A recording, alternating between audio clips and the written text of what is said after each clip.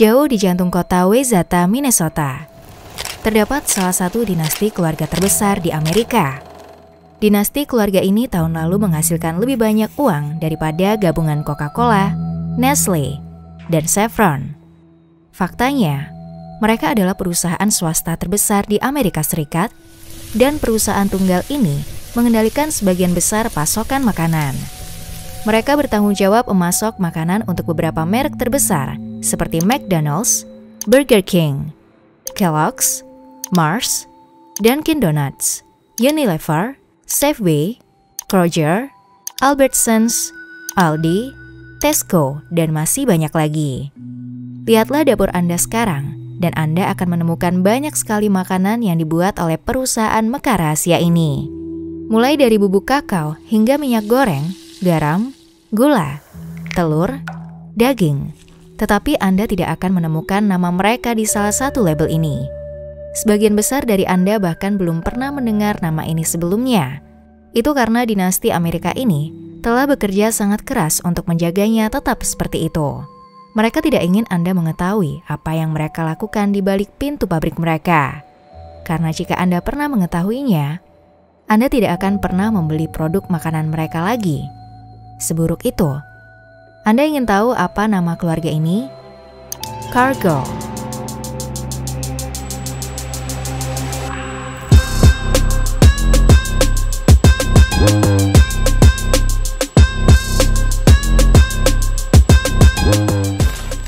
Makanan olahan dari perusahaan seperti Cargill adalah cara yang pasti untuk memperpendek umur.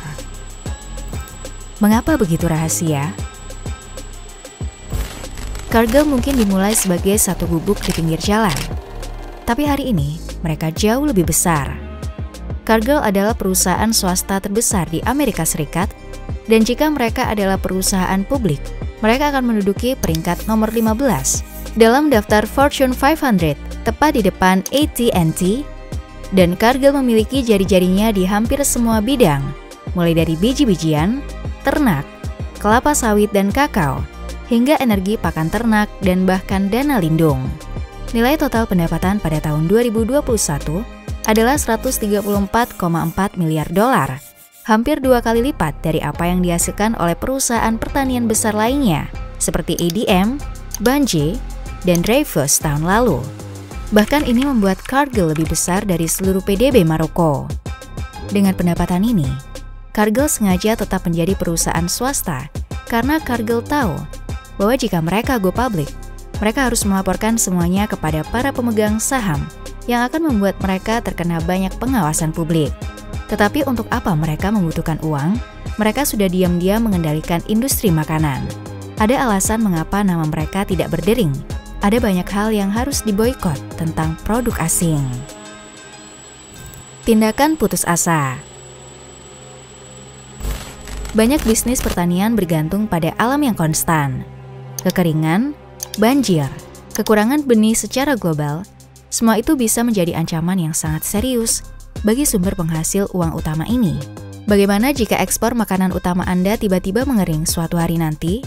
Itulah posisi tepat yang ditemukan Cargill pada tahun 1997 selama krisis keuangan Asia. Saat itu Cargill mendapatkan banyak salib dari Filipina, Taiwan, Indonesia, dan Korea. Tapi salah satu negara di Asia jatuh ke dalam krisis keuangan. Hal ini menyebabkan banyak produsen pertanian tempat Cargill membeli akhirnya ditutup. Tiba-tiba Cargill tidak bisa mendapatkan kedelai, gandum, dan jagung dari negara-negara ini dengan harga yang sama seperti sebelumnya. Sehingga Cargill akhirnya kehilangan 4 miliar dolar yang pada saat itu setara dengan 8 tahun keuntungan bagi mereka. Itu adalah salah satu kerugian terbesar Cargill hingga saat ini. Dan itu menjerumuskan mereka ke dalam utang.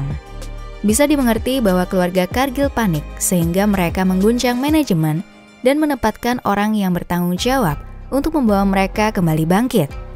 Dan orang yang mereka pilih untuk melakukan itu adalah Warren Stelly, salah satu karyawan Cargill yang paling setia yang telah bekerja di sana sejak 1969.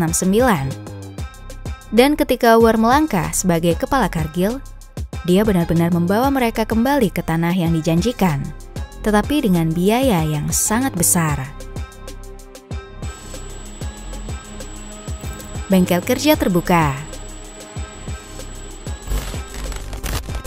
Cargill harus menggali diri mereka sendiri keluar dari lubang 4 miliar dolar itu, dan karena salah satu salib mereka yang paling menguntungkan adalah kakao, mereka pergi ke gubuk untuk mencari sumber yang sangat murah, dan mereka akhirnya menemukannya di Pantai Gading.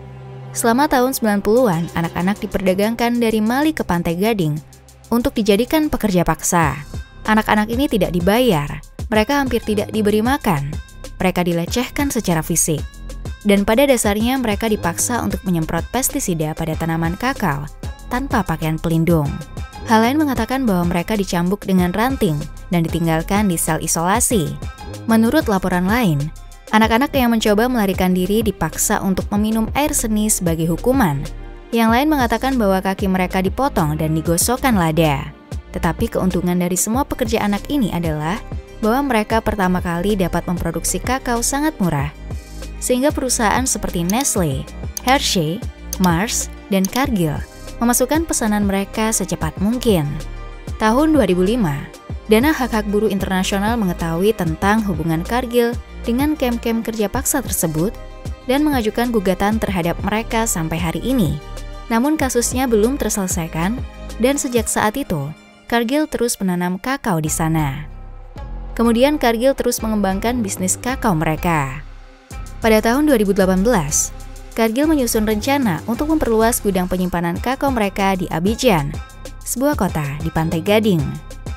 Pada tahun 2019, mereka menginvestasikan 113 juta dolar ke dalam pabrik pengolahan kakao di Pantai Gading dan Ghana.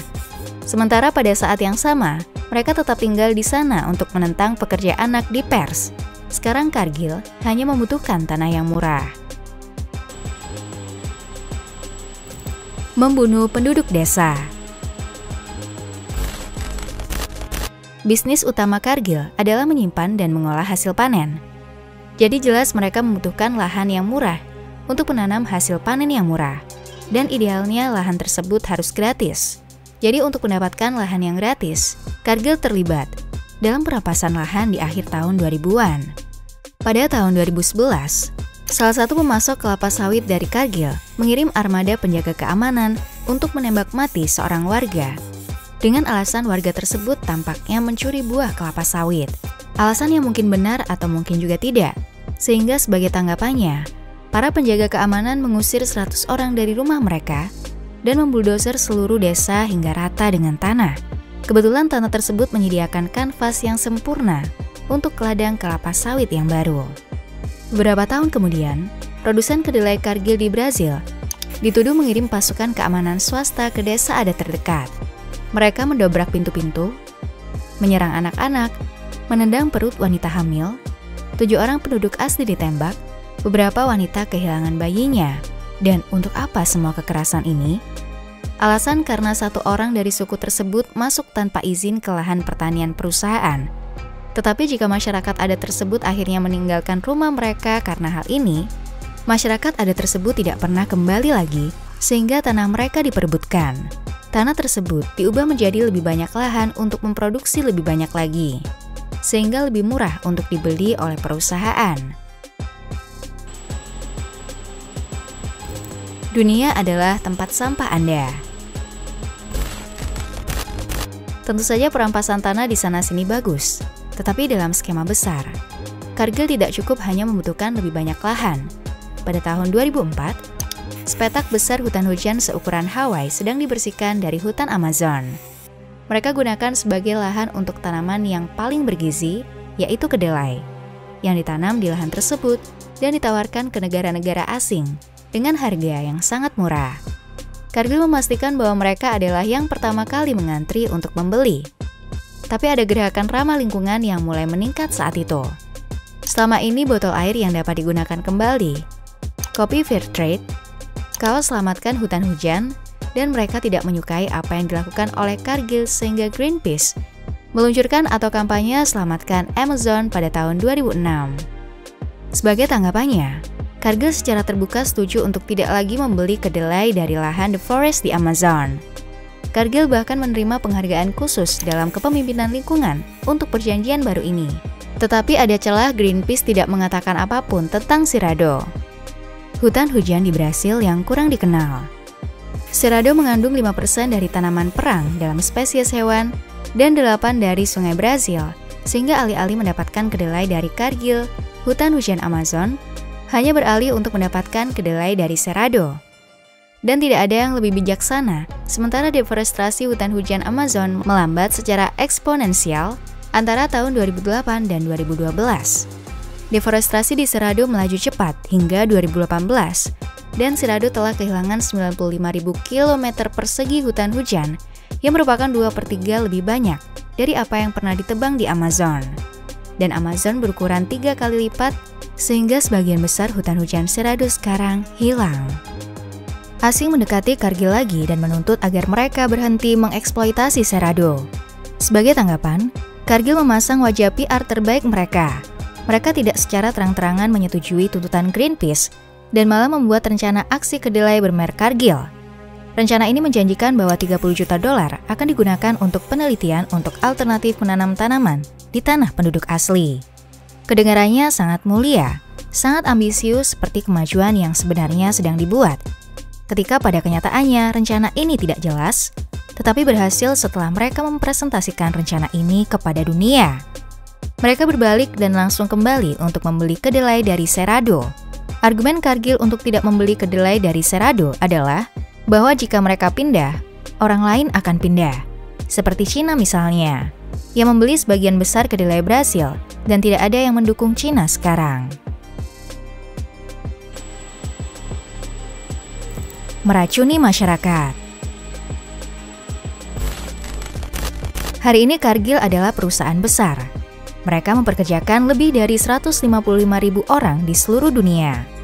Mereka menangani 1/4 dari total ekspor biji-bijian negara ini. 20% daging sapi dan daging babi Amerika berasal dari pabrik mereka. 6 juta ton gula dikirim melalui Cargill setiap tahun. Pada tahun 2000, sekitar 16 juta pon irisan kalkun yang diproses oleh pabrik Cargill di Texas ditarik kembali karena terkontaminasi listeria, bakteri mematikan yang menyebabkan 7 kematian. 3 kematian dan 29 penyakit di 10 negara bagian Amerika. Pada tahun yang sama, seorang gadis berusia 3 tahun meninggal karena keracunan E. coli setelah makan daging sapi yang berasal dari salah satu pabrik pengolahan Cargill. Pada tahun 2009, lebih banyak lagi burger berwarna E. coli yang beredar. Kali ini menyebabkan seorang wanita lumpuh dari pinggang ke bawah. Mengapa hal ini terus terjadi? Karena Cargill telah menemukan cara inovatif untuk menghemat biaya pengolahan daging mereka. Inilah caranya. Alih-alih menggunakan potongan daging yang mahal untuk membuat burger, mereka menggunakan semua potongan daging dan usus yang jatuh ke lantai pabrik, direndam dalam amonia untuk membunuh bakteri, dimasukkan ke dalam penggiling dan keluarlah roti burger dengan harga 25% lebih murah. Dan tentu saja banyak kotoran mungkin berakhir di sana. Tetapi selama diolah dengan pemutih dan hewan-hewan diberi antibiotik untuk mengurangi infeksi, semuanya dianggap oke. Kemas saja dan kirimkan untuk dikonsumsi oleh massa.